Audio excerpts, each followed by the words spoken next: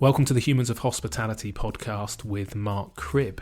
This episode is a coronavirus special where I am dipping in for a very quick chat with Mark Lewis, who is the CEO of the charity Hospitality Action. And Hospitality Action have been doing a great job over the last couple of weeks in raising significant chunks of cash to provide grants, a bit of an emergency appeal to help people who are employees in the hospitality sector who, through no fault of their own, lost their revenue and their income very, very quickly. Now, admittedly, the Chancellor, Rishi, and his furloughing scheme has significantly helped in taking some of the pressure off of that, but still a huge number of people, up to 3 million people employed in hospitality across the country, and many of which are facing hardship at the moment. So really good to dip in and to chat to Mark. And ordinarily, at the start of this podcast now, I mention our Patreon link where you can go and support the podcast, but I think more important with this episode is actually to go to the Hospitality Action website where you can make a donation into their emergency appeal and support the many people out there across the country in need of some financial help. I should also just very quickly apologise for the audio. In this episode, we were recording remotely and the internet connection was a little bit dodgy, so my apologies. But during lockdown and lots of internet usage, these things are a little bit more tricky. Okay, enjoy the conversation. Thank you. Okay, Mark Lewis from Hospitality Action, thank you so much for joining me on the podcast today. Hugely appreciated. How are you doing? I'm good, thank you. Yeah, thanks for having me on board. Looking forward to it. Good. So, although I've been aware of Hospitality Action in the last couple of weeks, phenomenal response for you guys. And we're going to chat specifically around the coronavirus impact, and I'll come and have a more in-depth chat with you another time. But when did you realise that you were going to need to launch this emergency appeal? Because you seem to be really quick off the ground. Were people sort of knocking on the door saying, please help? Or was it when you were watching the announcements from the government? Yeah, I think it was when people started getting in touch and saying we are really struggling. People were disconcerted, they were distressed, they weren't quite sure what was going to happen to their jobs. At times, hospitality people come to us with issues relating to poverty anyway, at the best of times. So with all this hitting, it quickly became apparent that we were going to have a lot of potential beneficiaries beating a path through our door to ask for our support, and we just felt that it was an opportunity for us to get the industry involved, and also crucially the people who support the industry, their guests and customers, involved in fundraising to help hospitality people. Yeah, amazing. Because the charity's actually been running since 1837, is that right? Yeah, that's right. We're really proud of our heritage. We were begun in London in 1837. All the coffee shop owners of London got together in Covent Garden and decided to create a fund initially for themselves, a sort of pension pot for themselves, but then they quickly realised that actually they had a duty of care to their employees. So they began to put money away to look after employees. And we are the sort of the latest manifestation of that decision in 1837. So here we are with the industry benevolent charity for UK hospitality, and we exist to support hospitality people who find themselves in difficulty or crisis. And in that, however many, 180 years, do you think anything like this has ever been experienced with a meltdown of the entire industry, or is this pretty unprecedented? Well, I think we've been through 2 world wars, so I can only imagine what the industry was like in those times, and we've seen things like foot and mouth over the more recent times. But certainly, I think in living memory, this has got to be the most extraordinary event to hit the globe, the country, and the industry. And has that led to a significant increase in people getting in touch? How many people do you normally help a year, and how many inquiries have you had in the last couple of weeks, for example? Well, we help several thousand people a year through our grant giving and various other projects, the programs that we have on the go. We also run an employee assistance program, which is a paid-for product that employers buy into, and that supports or services about 150,000 people in a typical year. But I think what we've seen in terms of requests for grants in the last couple of weeks has been unprecedented. What are we now? Tuesday, 2 Mondays ago. So a week ago yesterday, we opened the appeal that we've been running, opened it for applications, and by the end of last Monday, we had 20,000 emails in the inbox from people who were clearly distressed, clearly worried about how they were going to put food on the table and pay bills. and were coming to us for our support. Wow. And in terms of how much you've raised, I've seen a lot of comments, I suppose, videos online, celebrity chefs, and a number of people kind of sharing your message, I suppose, about that literally an emergency appeal for the industry. How much have you raised so far?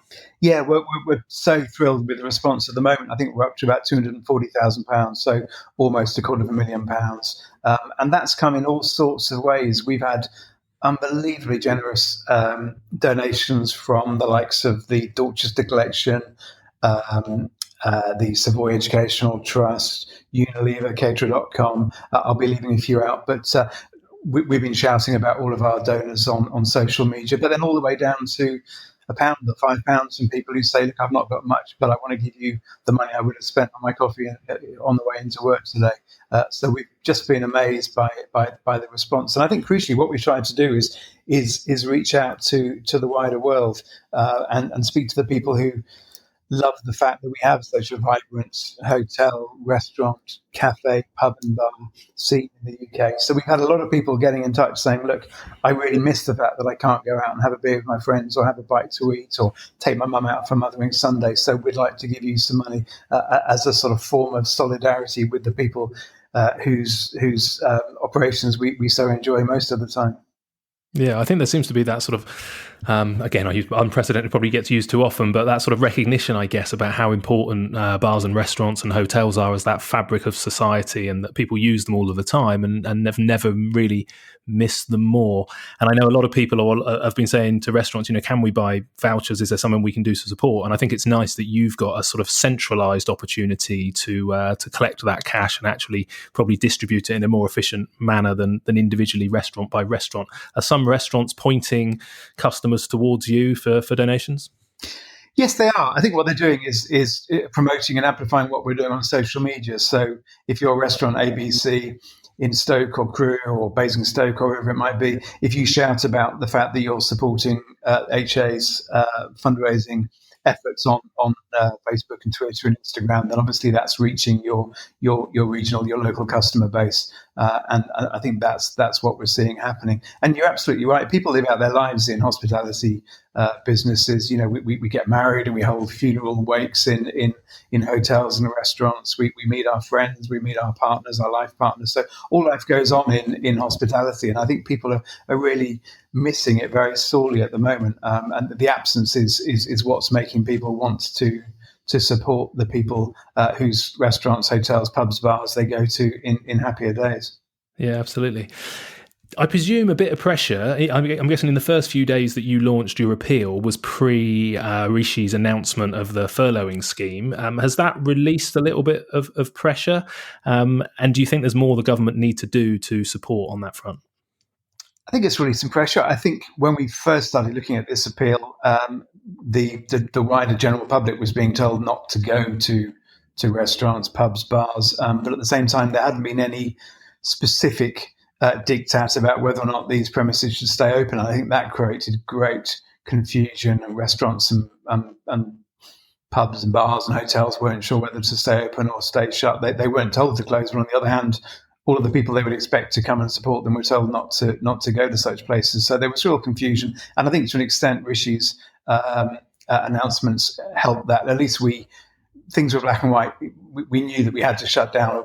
Operators knew they had to shut down their premises and then deal with the fallout from that. So I think that was one piece of certainty, which, while in itself wasn't welcome, at least it gave people a sense of what they had to do next. And then, of course, the announcements about furloughing and the support that the industry is going to get from the government was very welcome, very, very welcome. I think the issue there has become one of a waiting game. People are waiting for this money to come through, and as I understand it, it'll be late April, late this month before businesses start to get the money that they will use to pay the 80% to staff that the government's going to underwrite. So I think really we know where we stand to an extent now. There's a little bit of confusion around what furloughing means and whether employees can work when they're being furloughed. But it's more about getting money to source now and then paying the employees as soon as possible.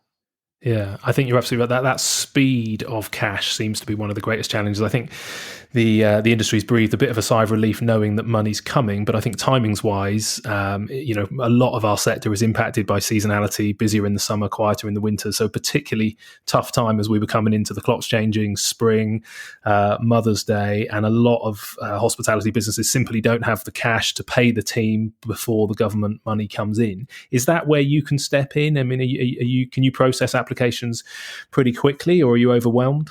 I wouldn't say overwhelmed. We're certainly inundated, and we're processing as quickly as possible. We're not going to be able to backfill salaries for a month until the end of April. That's just not our business, and we're not able. We're not set up to do that financially. What we decided to do early on was just to help people in real financial crisis with grants of £250. So really, what we're looking to do is just to make sure people have some money to put food on the table for their families, pending money coming through from their employer or from the government via their employer. Yeah. And is that still open for sort of access, or I know you had to pause it at one point and then maybe it reopened again? What's the situation at the moment? No, unfortunately we had to pause it and it remains closed at the moment to new applicants simply because it's a numbers game. As I said before, we've got about £250,000.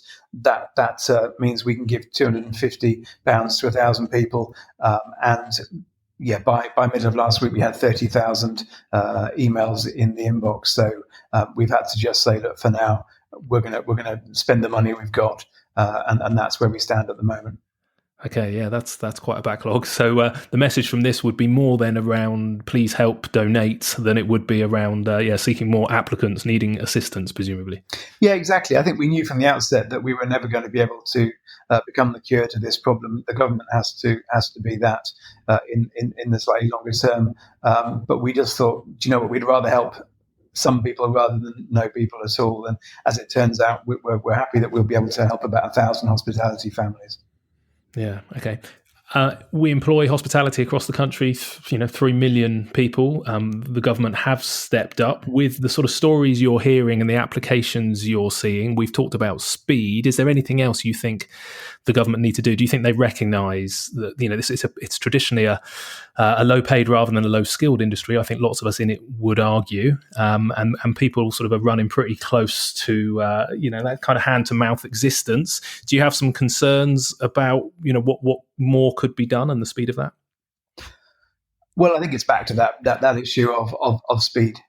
We know money is forthcoming. It needs to come as soon as possible. And of course, we've been talking so far about people who are being furloughed and therefore still have a role and are going to be paid 80% of their salary up to a threshold. But of course, there's a lot of businesses that have just simply had to close full stop, and they're not about to reopen anytime soon. So, meanwhile, there's many tens, probably hundreds of thousands of people who haven't got a job from which they can be furloughed, and those people will need universal credit to come into play as soon as possible to make sure that they have money to pay the bills.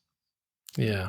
And I guess when, the industry is allowed to reopen, whenever that might be, it's going to look pretty different to how it does now, partly dependent on, I guess, how other people's cash flow, because the ripples are going through the economy at quite a pace. So will people have the cash to go out and eat and drink? And partly just a lot of businesses will not have made the money that they would traditionally make over the summer to get through those winter months. So we're going to need to have smaller teams, I suppose. Have you got any kind of inclination or idea or perspective of what the industry will look like and how quickly it will come back out of this later in the year?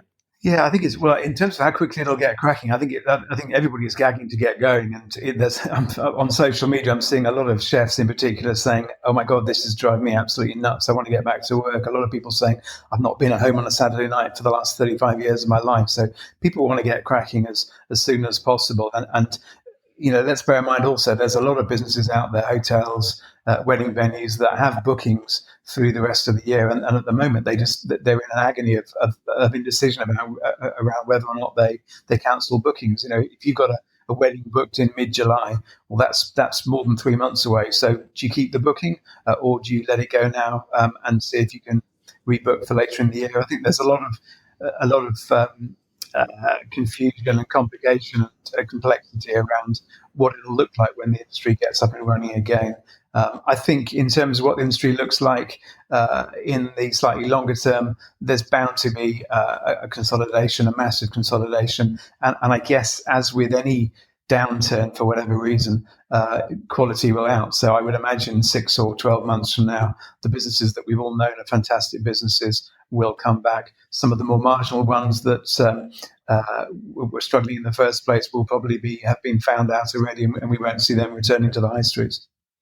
Yeah, I think in many ways, the problems of the sector have been well publicised in the last couple of years, and we've seen some pretty major players with the likes of Jamie Oliver's and now Coluccio's. But it's felt like the industry was on the brink of some significant challenges anyway, whether that's through oversupply or just a change in the cost structure with minimum wage and cost of food. This is certainly, I suppose, speeding up that survival of the fittest.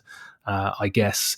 Do you think, almost that some sort of correction was coming anyway for the industry? Yeah, exactly that. I think survival of the fittest is a really good phrase to describe what's going to happen. And I think I was speaking to an HR director at a casual dining group this morning who said, for us at the moment, it's all about, he said, the only two things we've got are our staff, our employees, and our leases. And so they just need to hold on to those, obviously manage cash flow as much as they can, but they want to come out of the blocks as soon as they can.